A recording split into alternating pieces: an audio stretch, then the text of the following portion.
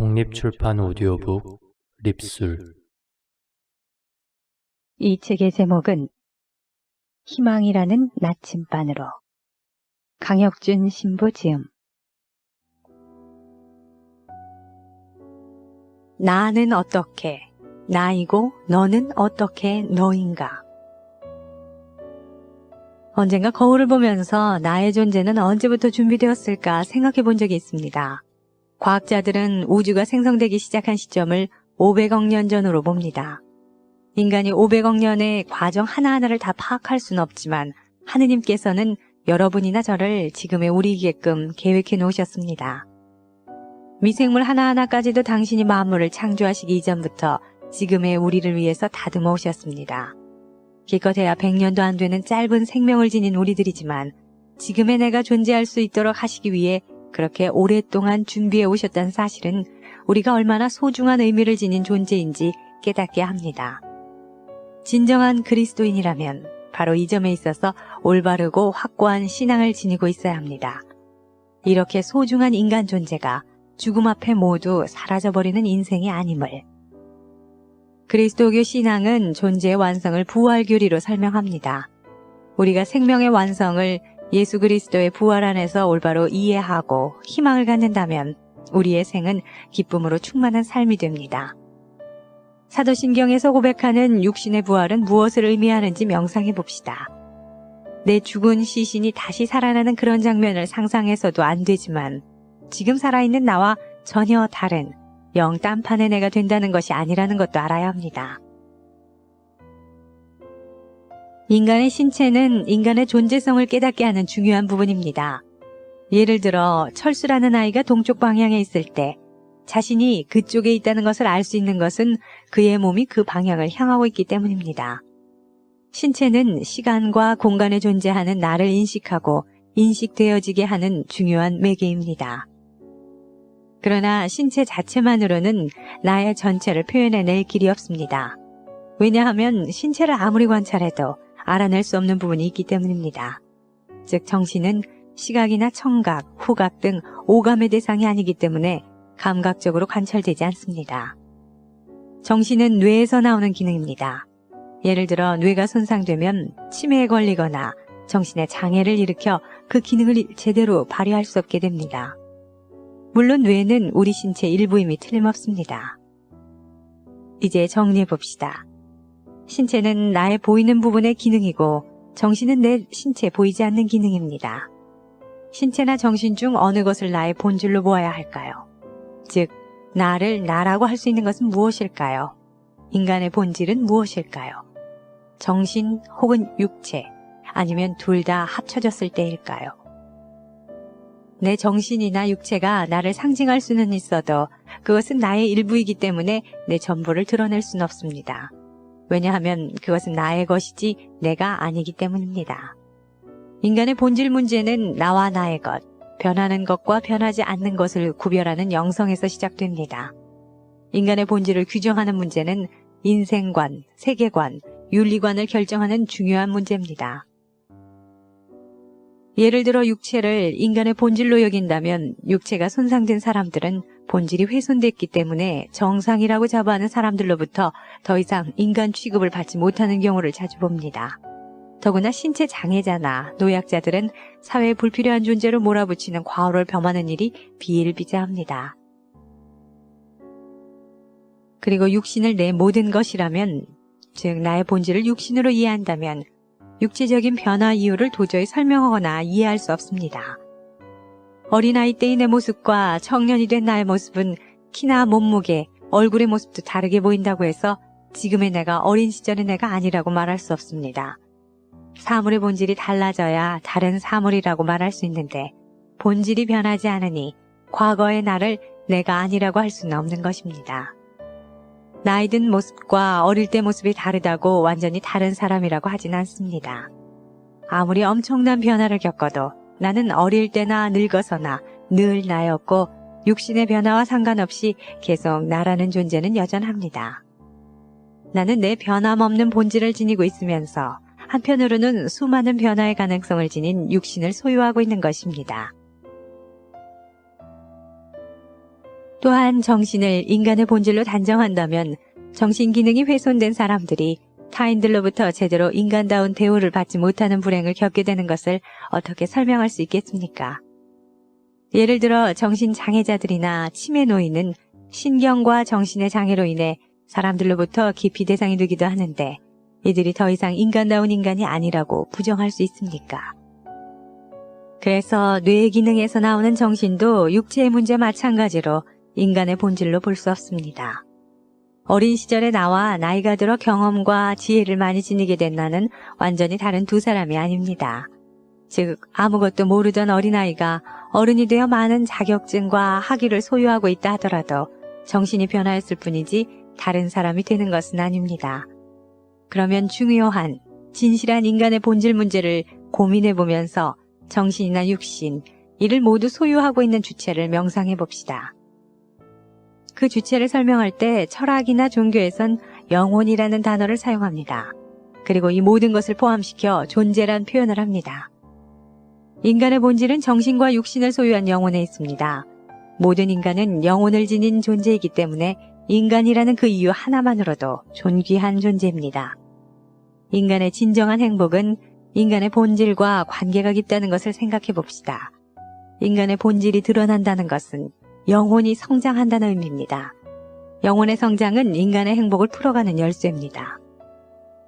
영혼의 성장은 소유를 통해 성장되는 육신이나 정신과는 정반대로 성장합니다. 모든 생물은 소유하는 과정을 통해 성장합니다. 간단히 예를 들어 인간의 육신은 외부에서 음식이 들어와 체내에 영양분이 흡수되어야만 기능이 유지되고 원활하게 됩니다. 그리고 사고력이나 판단력 같은 정신 기능도 학습이나 경험을 통해 들어온 지식이나 기억을 통해 성장됩니다. 이 세상의 모든 생물은 성장이 정지되면 그 이후부터 퇴화되기 시작합니다. 성장 현상이나 퇴화 현상은 생명체에게 주어지는 필연의 과정이지 생명체가 자유자재로 양자택일할 수 있는 것은 아닙니다. 그렇지만 인간은 나이가 들수록 부지런히 운동함으로써 육체적 기능의 쇠퇴를 막아보려고 하고 무리 없는 정신활동과 사고력 훈련을 통해서 치매 등 정신장애 현상을 미연에 방지하려고 노력합니다.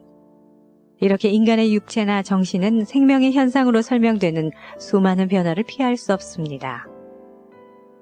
우리의 영혼은 무엇인가 지니고 있어야 완성되는 사회적 논리와 달리 우리 자신을 비움으로써 더 큰 에너지를 발휘하여 인간 완성의 길로 들어서게 됩니다. 자신의 성장을 위해 소유에 집착하면 부작용의 산물로 여러 가지 죄가 파생되기 마련입니다. 흔히 죄라는 것은 자신과 관련된 것을 버리거나 포기하지 못하는 데서 생기는 현상입니다. 완전히 내어준다는 것은 나를 무로 만드는 것입니다. 아무것도 내 것이 없기 때문에 아무것도 잃어버릴 것이 없는 상태. 그래서 자유로운 마음의 경지에 오를 수 있게 됩니다. 우리는 우리 자신이 아무 보잘것없는 존재임을 인식하고 승복할 때 하느님과 하나가 되는 커다란 긍정을 만날 수 있습니다. 그리스도께서는 십자가의 죽음을 통해 자신을 완전히 내어놓으심으로써 하느님의 모든 사랑을 드러내셨습니다. 예수님께서는 죽음을 통해야 부활한다는 진리를 우리에게 제시해 주시려고 십자가의 고통과 죽음을 감수하셨습니다. 그분은 분명히 우리와 다름없으신 인간이었기 때문에 당신의 번민과 불안, 아픔까지도 숨김없이 표현하셨습니다. 그러나 그분에게는 하느님 아버지에 대한 완전한 사랑과 신뢰가 있었기 때문에 고통과 죽음을 내어 맡김에 대해 주저함이 없었다고 생각합니다. 이제 내가 더 이상 내 힘으로는 어떻게 할 수 없다고 느껴지는 순간 그분이 하신 기도를 그리스도인들은 알고 있습니다. 아버지, 제 영혼을 아버지께 맡깁니다. 모든 것을 하느님 아버지께 맡깁니다. 완전히 당신 자신을 내어 맡기셨습니다. 그 순간 그분은 완전히 죽으셨고 완전히 내어놓는 사랑으로 우리의 영혼을 무로 만드셨습니다. 내가 아무것도 아니라는 무의 체험은 하느님과 하나가 되었을 때만 가능한 체험입니다. 우리 그리스도교 신앙은 자기를 비우는 곧 이기심을 없애는 과정을 거치지 않으면 우리의 본질이 드러날 수 없음을 가르칩니다. 우리는 흔히 남을 위해 희생하거나 죽거나 손해를 보면 바보라고 생각합니다. 그것은 우리의 생각일 뿐입니다. 부활은 죽음을 전제하죠. 우리는 삶 안에서 나를 죽임으로 내가 나일 수 있는 신비를 체험하며 살아가야 합니다. 내가 고통을 당하는 순간이 바로 나를 내어줄 수 있는 시간이고 죽을 수 있는 순간입니다. 그때 겪는 고통이 그 영혼에겐 고통일 수 없습니다. 고통 속에서 불행보다 행복하게 꿈을 가지고 살아가는 분들을 많이 볼 수 있습니다. 그리스도께서는 영원한 삶을 위해서는 죽음을 거쳐야 한다고 말씀하셨습니다. 죽지 않는다면 부활을 체험하지 못할 것이고 하늘나라도 우리의 현실 속에서 이해하기 힘들 것입니다. 그리스도께서는 인간에게 진정한 희망과 행복이 보장되어 있음을 당신의 부활로 증명해내셨습니다. 부활이란 결국 그분의 힘으로 우리가 인간의 한계를 벗어나 자유로워진다는 것입니다. 그리고 그 부활의 자유로움은 나의 힘을 벗어나 가장 크신 존재의 힘 속에서만 가능하다는 사실을 알려줍니다. 이것은 지금의 내가 불완전한 존재라는 사실과 창조주 안에 있어야만 무한히 성장해 나갈 수 있음을 깨닫게 해줍니다. 부활하신 주님은 상처를 간직한 채로 찾아오셨습니다. 이것은 무엇을 뜻할까요? 우리가 죽음을 거친 후 지금의 우리와 완전히 다른 무엇으로 그냥 변화되기 시작한다면 그것은 과거의 우리가 아닙니다. 오히려 그것은 나의 소멸을 통해 다른 창조가 이루어진 것입니다. 부활이란 내가 죄악에 젖은 생활을 해왔는데 죽은 다음에 저절로 더 이상 죄악을 체험하지 않을 선한 존재가 된다는 데 초점이 있는 것이 아닙니다. 또한 예수님께서는 자비하심으로 악행을 일삼던 사람도 선한 사람으로 만들어야만 자비롭다든지 하는 그런 문제가 아닙니다.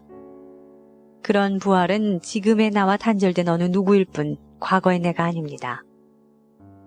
우리 신앙에서 이야기하는 부활은 내가 어떤 어둠이나 사랑을 체험하면 그 역사 속에서 나의 이야기가 남겨진 존재론적인 부활이지 단순히 물리적인 의미만을 담은 부활이 아닙니다.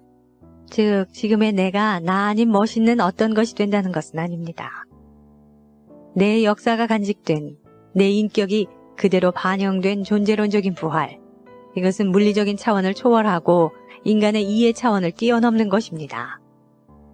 그리스도인들이 예수 그리스도를 통해 지닌 부활 신앙의 의미는 우리 모두 결국 끝에 가서는 완전한 모습으로 채워질 수 있다는 희망을 지닐 수 있게 되었다는 것과 그 희망을 통해 우리의 삶이 점차 긍정적으로 나아간다는 뜻입니다. 그리고 우리의 부활 신앙은 심판에 대한 이런 믿음을 지닙니다. 우리 신앙은 죽음 후의 모든 시간에 지녀온 나의 역사가 완전한 진리이고 선이고 미이신 그분 앞에 다 드러나서 나를 나라고 할 수 있는 불변의 실체가 얼마나 그분의 절대성에 일치했는가를 점검받는 시간이 있음을 믿는 것입니다. 그래서 그 일치성에 부족함이 있다면 자유의지의 주체자인 나는 이루지 못한 숙제에 대한 책임을 지고 그 완성으로 향하기 위해 그분 안에서 다시 노력해야 한다는 책임감을 인정합니다. 절대자 앞에 나를 드러내어 검사를 받는 것을 심판이라고 합니다. 심판은 우리를 벌하시기 위한 것이 아니라 우리의 부족을 채워 성장시키기 위한 그분의 배려입니다. 나를 따르려면 자기 십자가를 지고 따라야 한다는 그분의 소중한 가르침과 이웃을 내 몸같이 사랑하며 세상을 살라고 하신 말씀을 기억해 봅시다. 우리가 바로 지금 이 자리에서 성장하고 성숙해야 함을 느끼게 될 것입니다. 또한 하루를 살아도 마지막처럼 열심히 살아야 함을 이해하게 될 것입니다.